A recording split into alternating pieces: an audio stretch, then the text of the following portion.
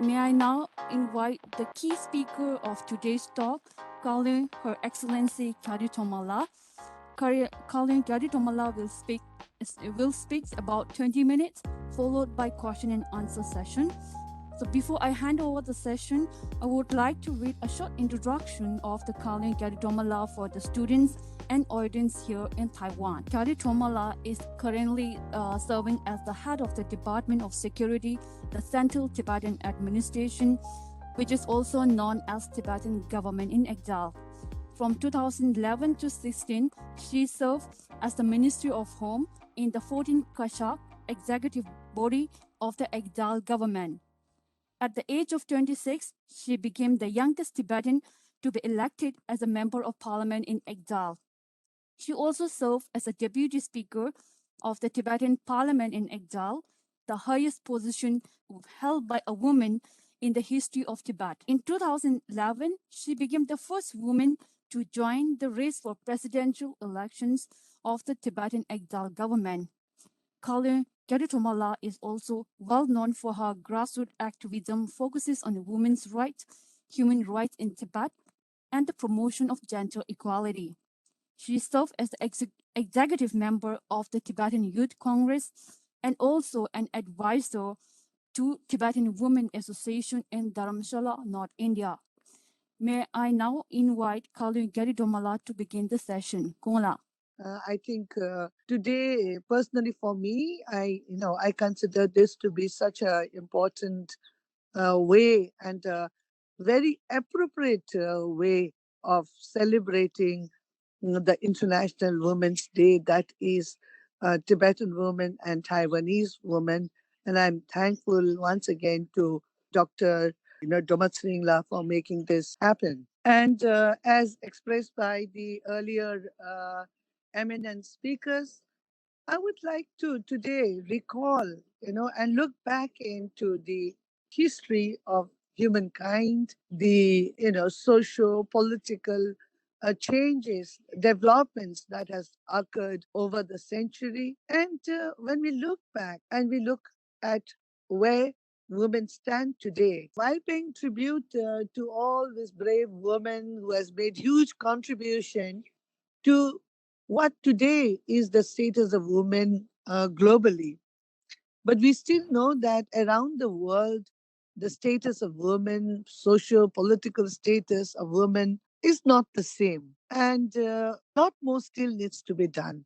And therefore, I think a day like the International Women's Day, as is celebrated all around the world, gives us an occasion, gives us a day to reflect, to plan, and to be there for each other. And before I move to the topic of discussion today, that is the role of Tibetan women in the Tibetan resistance movement, I would like to congratulate, commend the people of Taiwan on the status of women and the political status of women in the country, in Taiwan. I would like to today express my deep appreciation and also salutation to President Tsai Ing-wen of Taiwan and the people of Taiwan. And it is a matter of great, pride for a person like me also to see that Taiwan today is ranked, and the political participation of women. Please correct me if I am wrong. We have, eminent scholars here. I see that it is 41.6% of seats, women are participating in. And globally, it in fact comes 12th ranking. This is how I have understood. And unfortunately, for our women in under the People's Republic of China, well, I would say this more because I would want the leadership in the country, and especially women there, needs a voice today. And in a recent report by the Council on Foreign Relations on Women Power, China ranked 150th out of 193 UN member states. And along with this, I would like to just, share with you that today, along with Sikyong Pemba Sringla, who was directly elected by the people, Tibetan people, recently as the political leader, the Tibetan parliament, out of the name suggested by the Sikyong, elected 3 women queens. So, of course, it is also due to many other political and technical reasons that we today have 3 ministers, along with, in addition to the elected Sikong. And the 3 ministers are all women. So I would say that today, under a unique situation, circumstances, the Tibetan exile administration, the cabinet, if we don't, count the directly elected leader, then we are 100% women at this time. Well, I'm sure the situation will change. And yes, we want that there should be a well-represented cabinet. And I look forward to our other members joining us soon. But this is a historic moment for us. History gives us evidence, as we would all agree, that no mass revolution, no mass resistance would have been possible without equal participation from the woman. Yet again, when we look into history, we also see that the role of the woman is undermined, unsung, unrecorded, and many times forgotten also. And when we look at the Tibetan resistance movement on the whole, I was thinking, where do I start with at this? And definitely, when I reflect back on my own life experience, today, as we Tibetans in exile, we commemorate and the 12th of March as the Tibetan Women's National Uprising Day. It was only in 1984. It was only in 1984, if I recall correctly, 1984, on the 25th anniversary, the 25th year of after the resistance, that under a guidance from His Holiness the Dalai Lama, the Tibetan women's role in the resistance movement, in the freedom movement of the country, actually got re-established, reaffirmed, and got the space that it deserved. Because then, from after the 25th year, a more coordinated, organized Tibetan Women Association came into being. And also we started observing and also, the 12th of March as the Tibetan Women's National Uprising Day. Also, I think whenever we talk about the fact that, the role of women either be in society building or even political resistance is not recorded. But for this also sometimes I think that we women are responsible in some ways also. So therefore, for myself to be, to some extent, to be relieved of that scene, I would like to share with you and mention amongst you a name of a woman that had great, great influence on my life and who happens to be my mother, my younger mother. It's thanks to some of, the new interest in the role of women in the resistance movement, and particularly in the role of Tibetan women in the resistance movement. And, within the Tibetan community, scholars like Jamyang Nobula, Tashila, and few others, that the contribution of women like my mother is not completely forgotten. Dorje Yuden Gary is her name, and she's now 90 plus years old. Mm-hmm. And to share with you today, I will do this so briefly. It's just to sing a little tune on one of the unsung women hero of the Tibetan Resistance Movement under circumstances that demanded her to lead her people. Dorje Yuden actually led over 1,000 of the resistance or the freedom fighters of her or our land, Nyorong and Kham, against the invading forces of the Chinese communist.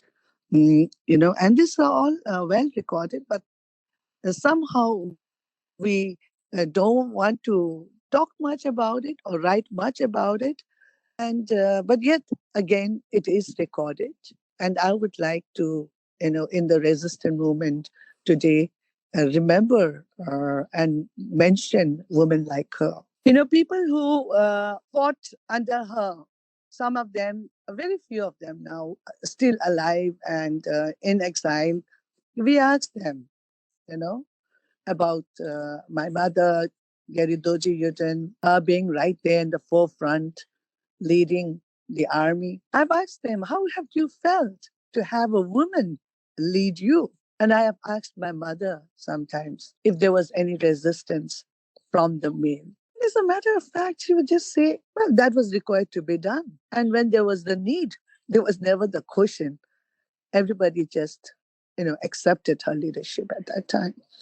And the resistance, the battle, it went on for months. It was not just a day, it went on for months. And I've also heard many, many stories I grew up with, about her bravery, how she would be dressed as like a man on the horse with the guns, and yet very kind, compassionate, but ready to take harsh decisions at times when required. There are stories that at one time, while she was praying during the war, she was sitting in prayers, and some of a lieutenant comes in and says, what do we do?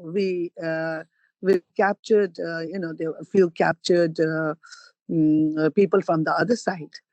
Mm-hmm. And it seems there are stories that, she continued with her prayer and said, tie some rock on their feet and in the river. And so I said to her, mother, is that not being so heartless? And you're such a, as much as she's brave, she's a very compassionate woman. And I said, why would you say something like that? And that, the story says that she didn't even think twice. She just, continued with her prayer.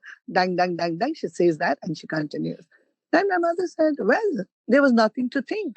It would be a waste of a bullet if we used a gun. And since we were in the run and we were in war, we didn't have a jail or a prison at that time. And to take care of the captured army. So the best was to do what she thought should be done.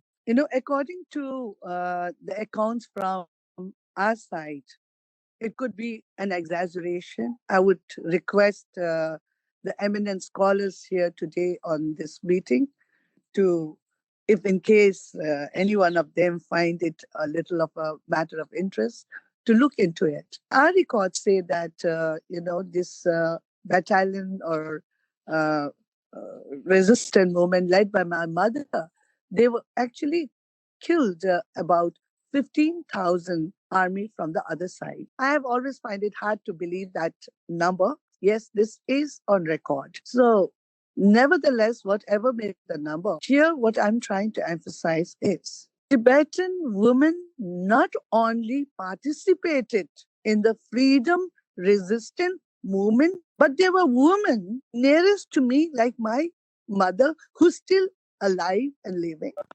actually who led such resistant movements. So that is how much of an involvement the Tibetan women were in the resistance movement. And I asked my mother, Mom, was it just you or were there other women? And my mother said that eventually not many women, but as we were losing ground, there is no male or female. Everybody, every family who had a gun was out fighting together or contributing in one way or the other. So for them, it was the most natural thing to do under that circumstances. So when I see how things are today in Ukraine, makes me sort of, see what she has always told us since our childhood. The eastern part of Tibet, because it borders with China proper, and that has always been, I think, a very fragile border to a certain extent, and very, conflicting border. So the resistant movement against invading forces was not something which just erupted in 1959 or say 49, even before that. And I would like to bring on recall today uh, with my friends here, a few decades earlier, if you go into the late 1930s. Very recently, a Chinese, a Tibetan scholar, Yunru Tsomo, she has come up with the study of women leadership in Khum's history. She has termed and focused on the story of three such great women of Kham. They are sometimes called the three glorious taras, or also referred to as the three demonies of Kham. And the three glorious ladies, one, Khansar Yangchen Doma, second, Chago Sawang Dolma, and I will just touch on the third one, that is Gerichime Doma. Gerichime Doma, was again a great Tibetan woman who actually advocated self-rule. And unfortunately, yes, somewhere in the late 1930s, she was killed or assassinated, publicly she was assassinated for her political resistance. At that time, then I think it would have been the Kuomintang government. But yes, so she was another great woman who had great influence in my life. And so at the same time, I think, when we look back into history, be it the resistant history of Tibetan women, I would think that women had always participated, and where occasion demanded have also led such movement.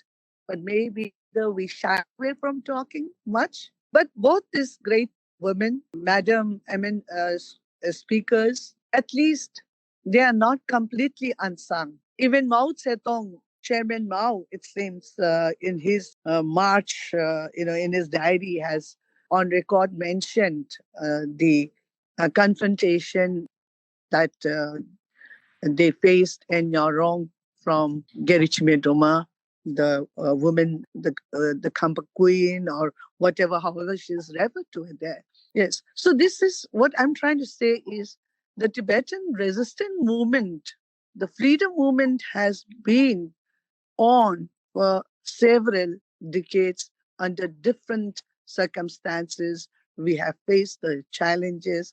And even just from my own family, I see that there has been women who have actively participated.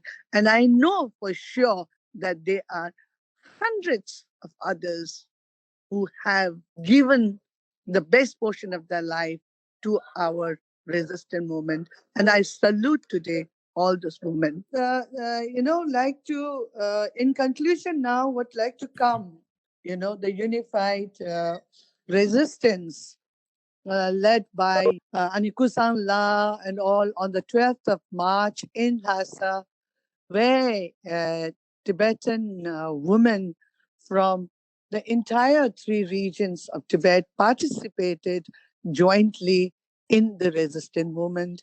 And very soon, today being the 8th, on the 12th, we will be once again commemorating that day.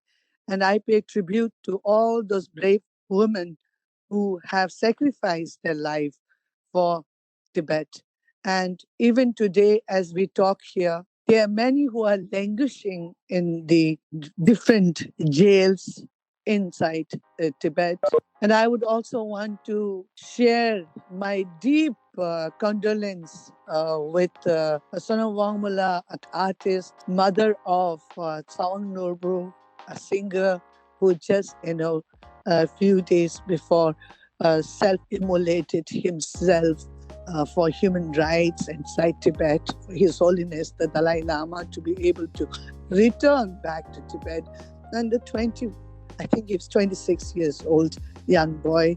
And so in the end, I pay tribute to all the great women of Tibet who has made a difference in our lives, who has contributed in the Tibetan freedom resistance struggle. And I also once again thank Dao Dumatsringla for bringing together women from Taiwan and Tibet together. For me, this is a very historic and a wonderful opportunity, and look forward to, interacting more so in the future with my women friends from Taiwan.